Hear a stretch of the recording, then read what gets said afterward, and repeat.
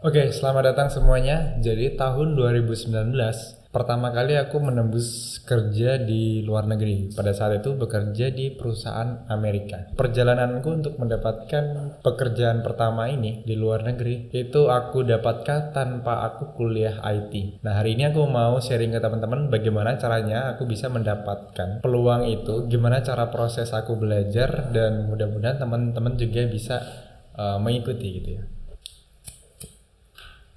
Awal-awal aku belajar, aku merasa ekosistemnya itu nggak sebagus sekarang. Dimana kalau sekarang itu, iya resource-nya udah banyak banget. Teman-teman bisa belajar dari banyak sumber, mulai dari yang gratis maupun yang berbayar. Di sini aku mau nge-encourage teman-teman untuk belajar dari resource yang gratis saja. Karena apa? Karena gini, nanti kalau kita belajar dengan resource yang gratis, kita bakal tersesat sebenarnya. Kita bakal tersesat karena belajarnya tidak terstruktur. Tapi gara-gara itu nanti teman-teman bakal membuat sebuah pondasi yang kuat, itu ilmu discovery. Jadi menemukan sesuatu yang nggak tahu harus mulai dari mana, hal yang nggak biasa teman-teman lakukan. Karena apa? Karena nanti kenyataannya di dunia kerja kita bakal ngerjain hal-hal yang belum pernah kita kerjain, hal-hal yang sulit yang bahkan kita ngerasa kayaknya kita nggak bisa melakukan ini. Jadi kalau dari awal kita selalu belajarnya terstruktur, kemudian sesuai dengan kurikulum dan segala macamnya, kita bakal nggak terbiasa ketika masuk dunia kerja karena nggak bisa menemukan sebuah terobosan baru, inovasi baru. Jadi, aku sudah merangkum 7 cara buat teman-teman belajar programming bisa jadi seorang programmer yang handal, yang hebat tanpa harus kuliah IT. Gitu. Kalau kita bicara tentang programmer yang hebat, programmer yang handal itu bisa banyak interpretasi, banyak arti. Di sini kita samakan dulu persepsinya biar ya we are in the same page gitu. Jadi programmer yang handal di sini menurut aku adalah seorang programmer yang bisa melakukan inovasi. Artinya ketika ada sebuah task baru yang diberikan, teman-teman bisa mencari tahu gimana cara mengimplementasikannya, kemudian juga bisa menemukan solusi yang optimal untuk sebuah problem itu. Yang pertama, ini mungkin udah agak kuno lah, cuman salah satu hal yang masih paling efektif sampai saat ini menurut aku ya. Yang pertama, belajar dari blog. Dari awal aku belajar sampai saat ini, aku selalu berpedoman dengan sebuah blog post sih. Karena buat aku blog post itu pembahasannya singkat, padat, jelas. Meskipun informasinya kurang komprehensif. Beda dengan buku ya. Kalau buku kan banyak banget pembahasan secara teoretik. Iya, penjelasannya sangat panjang gitu. Cuman kalau kita di awal-awal langsung kita ngebaca buku, mungkin ada yang bisa paham, tapi informasi di buku itu terlalu banyak. Kadang-kadang kalau baru awal kita pengen ngebuat sesuatu dan kita dapat hasilnya kayak apa gitu kan. Nah, kalau untuk saat ini, untuk yang pemula, aku nyaranin sebenarnya ada dua website yang bisa dipakai acuan, yaitu yang pertama namanya freecodecamp.com, yang kedua dev.to. Nah, itu cara yang pertama, poin A. Jadi belajar dari blog, terus aku udah kasih rekomendasi blognya. Yang kedua, ini yang wajib, belajar bahasa Inggris.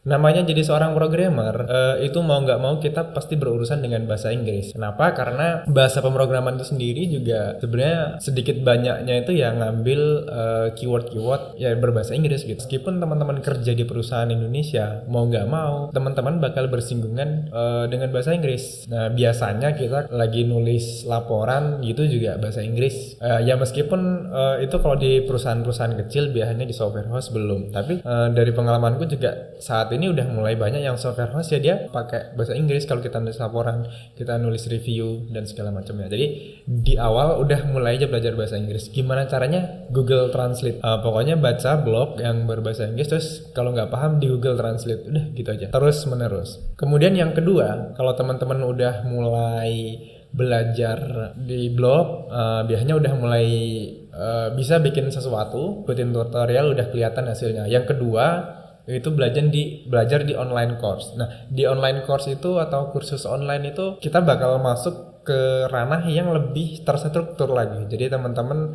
bakal dapat penjelasan yang lebih banyak biasanya. Ini salah satu cara untuk menaikkan levelnya teman-teman belajar di online course. Terus di mana online course? Ada banyak tempat sebenarnya. Udemy, ada lagi yang Coursera. Ya banyak lah, pokoknya teman-teman cari yang rekomendasi itu dua. Kalau dari aku sih Udemy dan Coursera. Nah, online course ini ada yang versi gratis dan berbayar. Nah, kalau misalkan punya dana gitu, karena online course itu paling 100.000, 200.000 kayak gitu. Soalnya kita aja kuliah atau sekolah itu kan bayar SPP gitu ya. Yang materinya kadang di dunia kerja nggak kepake juga.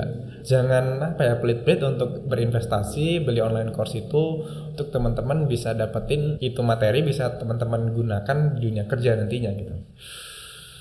Yang ketiga, ini obviously belajar dari YouTube. YouTube kita saat ini materi tentang pembahasan tentang programming itu luar biasa banyak banget, dan bahkan itu bisa jadi kadang-kadang aku nemuin banyak materi-materi yang dari YouTube itu lebih komprehensif dibandingkan online course. Tapi memang kalau di YouTube dia nggak terstruktur. Nah ini anggapan gue teman-teman, kalau udah dapat materi yang terstruktur, teman-teman mulai cari materi-materi lain yang di YouTube yang mungkin tidak terstruktur tapi kaya akan informasi di situ. Nah, kalau teman-teman udah mulai belajar sendiri dari blog, kemudian ikut video course, kemudian belajar dari YouTube. Yang selanjutnya, yang keempat adalah bergabung dengan komunitas. Nah, bergabung dengan komunitas itu penting banget, dan komunitas ini adalah sebuah jalan untuk teman-teman bisa mendapatkan pekerjaan pertama. Pekerjaan pertamaku waktu kerja di Amerika itu secara remote, aku dapetin dari Facebook, dari temen aku. Jadi aku bergabung di sebuah komunitas, grup waktu itu Laravel Indonesia. Terus aku punya teman, kenalan sama satu orang, terus kita follow-followan di Facebook dan jadi temen. Terus dia nge-share lowongan kerja, terus aku ngelamar. Dari lowongan kerja yang dia share, aku dapat di situ, aku dapat kerjaan pertama aku. Jadi berkomunitas ya penting banget. Bisa gabung komunitas yang online, yang offline, yang regional, yang nasional, apapun itu, gabung komunitas penting banget. Dan komunitas ini bahkan membantu teman-teman untuk bisa mendapatkan pekerjaan pertama. Yang kelima itu bikin project itu penting banget. Karena apa? Karena project ini menjadi media untuk teman-teman berpikir secara inovatif, berpikir memecahkan masalah, dan juga berpikir secara kreatif tentang mengembangkan sebuah produk. Karena yang kita lakukan anyway di sebuah pekerjaan nantinya ya kita mengembangkan sebuah produk. Kalau kita udah terbiasa ngembangin atau bikin project sendiri, nah kita udah tahu misalkan kita goalsnya gimana nih. Goalsnya mau nampilin data analitik ke user, hal apa yang perlu kita perhatikan, sumber datanya, kemudian pengolahan data, pemilihan data source-nya, data storage-nya, database-nya, kemudian dan banyak segala macamnya. Di sini aku saranin teman-teman untuk belajar full stack ya. Atau kalau yang belajar mobile apps itu bisa ya end to end. Udah ada banyak platform untuk yang teman-teman bisa mengimplementasikan data source back-end itu kayak Firebase, kemudian Supabase dan segala macamnya. Itu intinya ngerjain project itu udah enak sekarang. Tab yang keenam, teman-teman dapatkan pekerjaan pertama. Nah, sebenarnya untuk mendapatkan pembelajaran yang sangat berharga banget itu, yang paling banyak itu adalah di kantor saat bekerja. Aku ngerasain dulu kayak sebelum aku masuk kantor kerja kayak gitu, aku ngerasa kayak udah belajar banyak. Tapi ternyata kalau aku udah masuk dunia kerja, aku rasa kayak aku belum tahu apa-apa. Tahun aku bekerja di sebuah perusahaan tuh ngerasa gila, aku dapat belajar banyak sekali hal. Pekerjaan pertama itu adalah satu hal yang sulit, bakal berdarah-darah lah untuk mendapatkannya. Tapi once teman-teman dapat pekerjaan pertama, maksimalkan di situ belajar sebanyak-banyaknya, kumpulkan informasi sebanyak mungkin, bangun portofolio sebagus mungkin, kemudian bangun sebuah bank ilmu sebanyak mungkin untuk modal teman-teman untuk naik level lagi. Nah, kemudian yang terakhir itu ada bootcamp. Nah, bootcamp ini sebenarnya ya perlu nggak perlu gitu.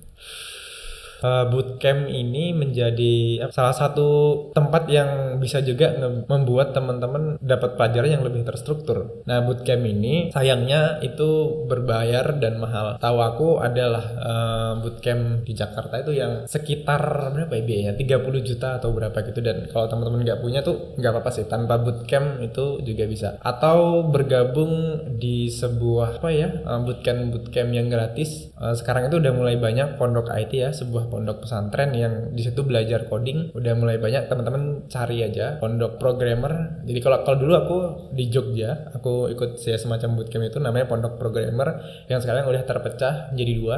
Yang satu namanya pondok IT, yang satu namanya pondok coder. Nah, teman-teman nanti bisa silahkan cari informasi kalau tertarik bergabung di situ. Di situ gratis, ada bayar ada. Kalau gratis ada tesnya, kalau bayar itu nggak ada. Iya ada tesnya, ada persyaratannya, tapi itu lebih mudah. Kalau yang gratis teman-teman belum tentu dapat. Itu aja. Jadi kalau udah melakukan 7 step ini, yang dilakukan apa ya? Terus belajar, terus bikin project banyak-banyak. Kalau sudah masuk kerja, pelajari apapun yang mendukung pekerjaan. Kalau misalkan di kerjaan sudah kayaknya yang dipelajari udah mentok, harus tetap nyari pelajaran sendiri gitu. Selama ini aku sampai berada di posisi ini, kuncinya cuma itu, 7 hal itu yang aku lakukan. Ya udah, belajar sendiri, bikin project. Sampai sekarang masih baca blog, ngikutin tutorial di YouTube, dan juga bikin project. Nah itu aja, mudah-mudahan bermanfaat. Intinya jangan berhenti belajar. Thank you.